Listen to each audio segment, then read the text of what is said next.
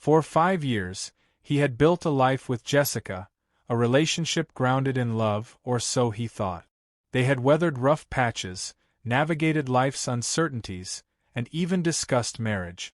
He had trusted her with everything, his heart, his future, his soul. But trust is a fragile thing, and Steve was about to learn just how easily it could be shattered. The night started with excitement.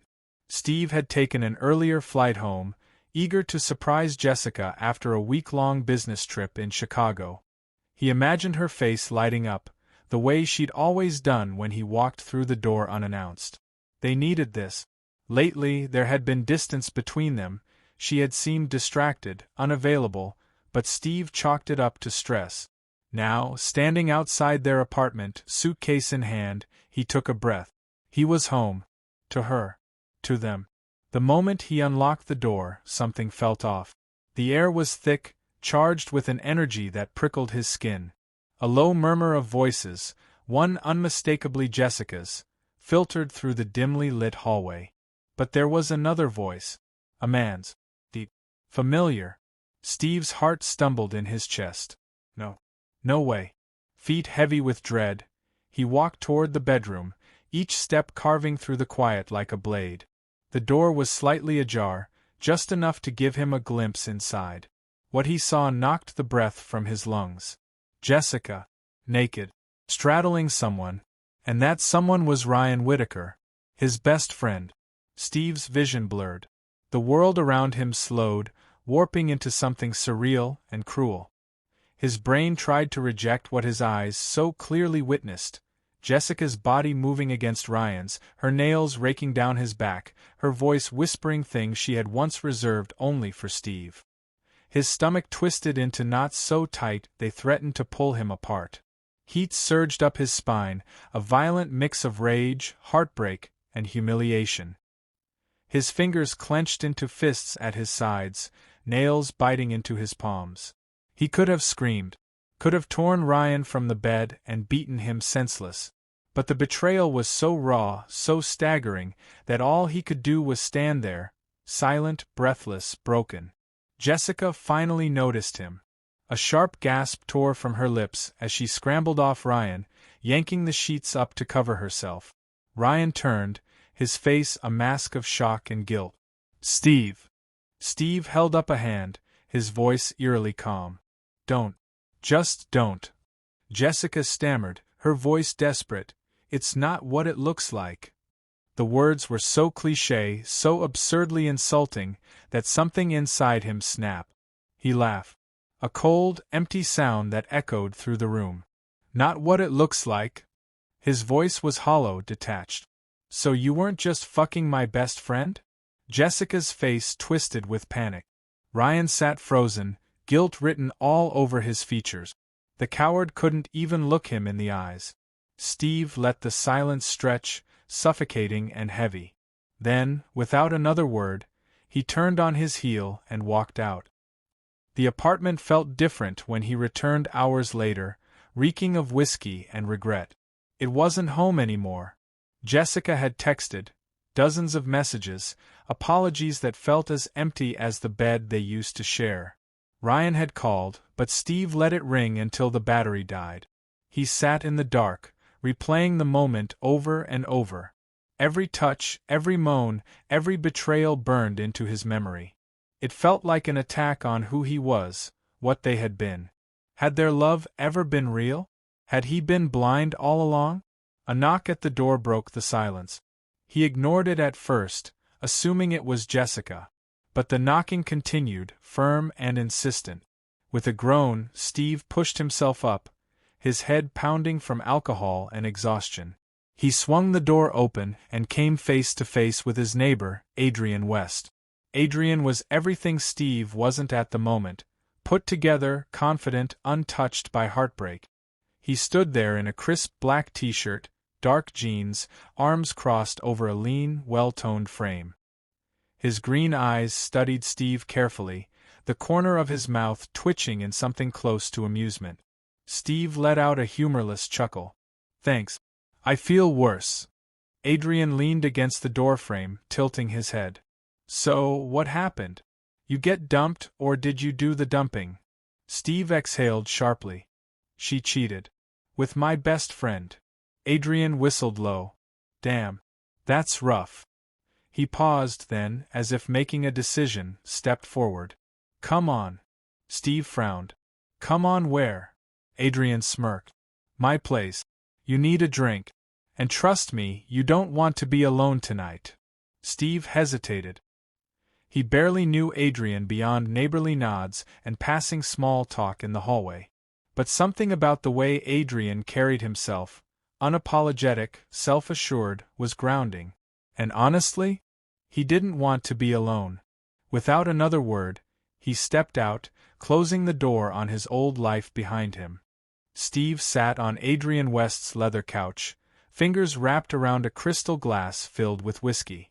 The ice clinked softly as he lifted it to his lips, welcoming the burn in his throat. He was already 3 drinks in, yet his mind refused to dull, replaying the betrayal over and over like a broken film reel. Adrian, lounging effortlessly in an armchair across from him, studied Steve with a quiet intensity. There was something about the man, his calmness, his confidence, that made Steve both intrigued and unsettled. Adrian wasn't just offering alcohol, he was offering perspective. So, Adrian finally said, swirling his own drink.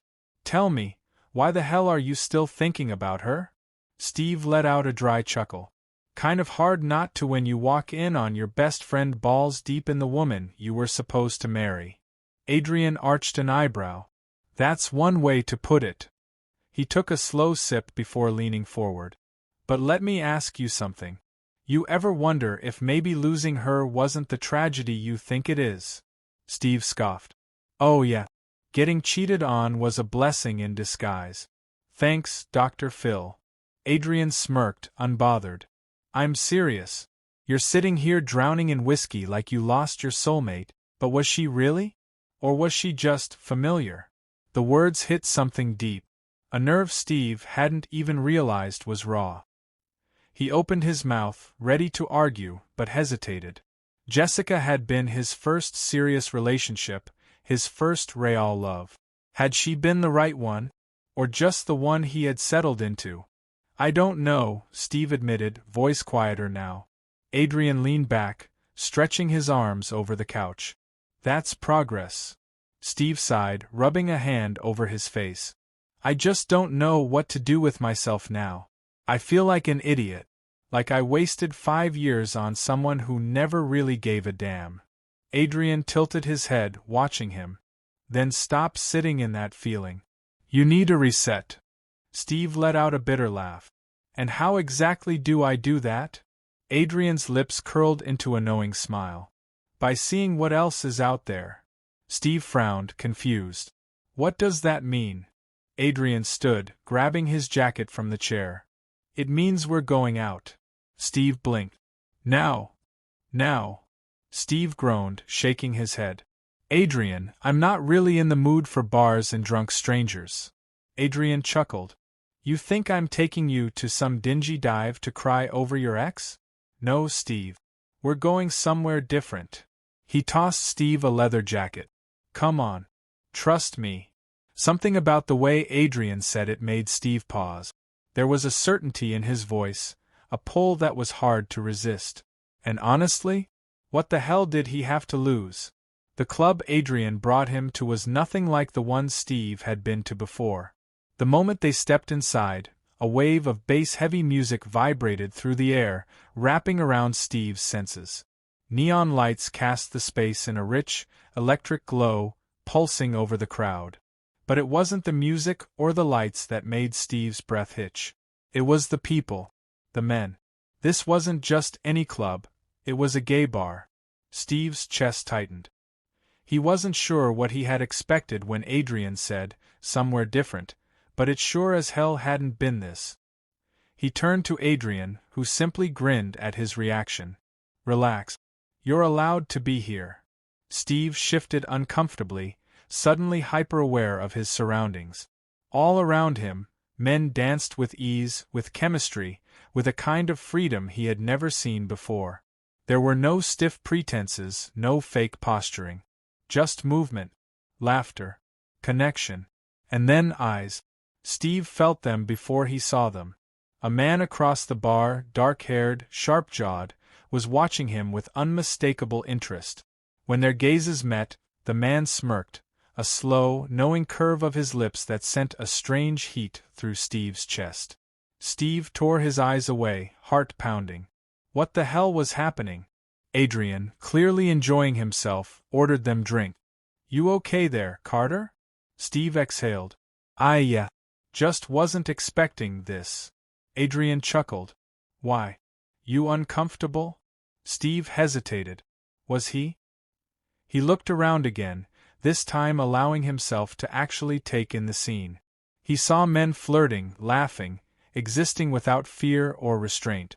And for some reason, it didn't feel wrong. It felt honest. "I don't know," Steve admitted. "It's just different."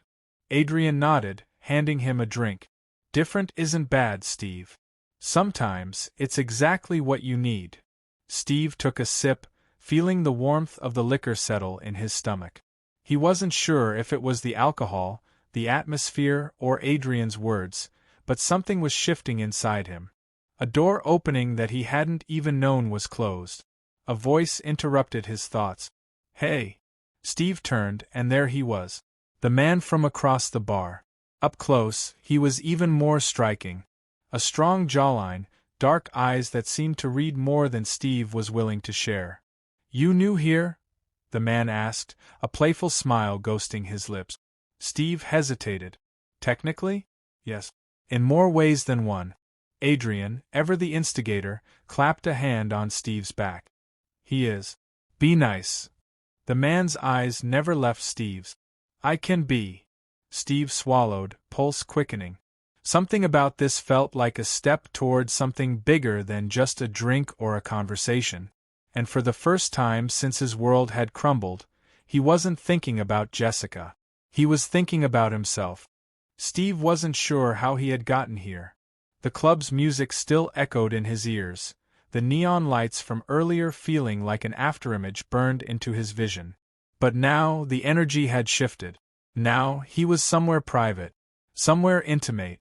Adrian's apartment was sleek, minimalist but warm, illuminated by the soft glow of city lights streaming through the large windows. It was nothing like Steve's place, which still felt haunted by memories of Jessica. This was different. This was new. And across from him, sitting on the couch with a knowing smirk, was Adrian. The night had moved fast. One drink turned into 3, and conversation had flowed easily, too easily. Adrian had pushed, challenged, teased, but never in a way that felt like judgment. It was effortless, addictive. Then came the moment Steve hadn't been prepared for. A hand on his arm, a lingering touch that sent something foreign and electric through his chest. The kind of feeling that should have made him pull away, except he hadn't. And now, here they were. Adrian studied him, his gaze sharp and unreadable. "You're thinking too much." Steve exhaled sharply, dragging a hand through his hair. "Yeah, well, kind of a lot to process." Adrian's smirk deepened. "Is it?" Steve frowned. "You don't think so?" "I think," Adrian said, leaning forward, "that you're making this more complicated than it needs to be." Steve scoffed, shaking his head. "You say that like it's nothing." Adrian tilted his head, amusement flickering in his eyes. "Is it?" And there it was. That question. Steve had spent his whole life certain about who he was, what he wanted. Jessica had fit the picture. A house, a future, the life he had planned. And yet, standing in the doorway of something unfamiliar, he felt not lost, not trapped. He looked at Adrian, really looked. The confidence in his posture, the ease in his expression. He wasn't questioning anything. He wasn't afraid of what this was. Steve swallowed hard. "I've never." Adrian raised an eyebrow. "I know." A pause. Heavy. Charged. Adrian leaned forward, his voice lower now. "Do you want to?" Steve's breath hitched. His pulse was a steady drum against his ribs. He should have said no. He should have gotten up, walked out, pretended tonight was just another bad decision in the haze of a breakup. But he didn't move. Because deep down, he knew, this wasn't about Jessica. This was about him. And for the first time, he wanted to stop pretending. So he didn't say no. He didn't say anything. Instead, he closed the space between them. The kiss wasn't hesitant, it wasn't careful. It was a collision. A decision. A fucking free fall. Adrian met him with no hesitation, his hands sliding to Steve's jaw, fingers pressing into the nape of his neck. It was fire, hot, consuming, nothing like he had ever known. Steve groaned against Adrian's mouth, gripping his shirt, pulling him closer, needing more, needing everything. Adrian chuckled against his lips. You sure you've never done this before? Steve exhaled a laugh, breathless. Shut up. Adrian smirked. Make me. Steve did. The city stretched below them, bathed in the glow of streetlights and passing headlights. Steve sat by the window, shirt unbuttoned, a drink in his hand.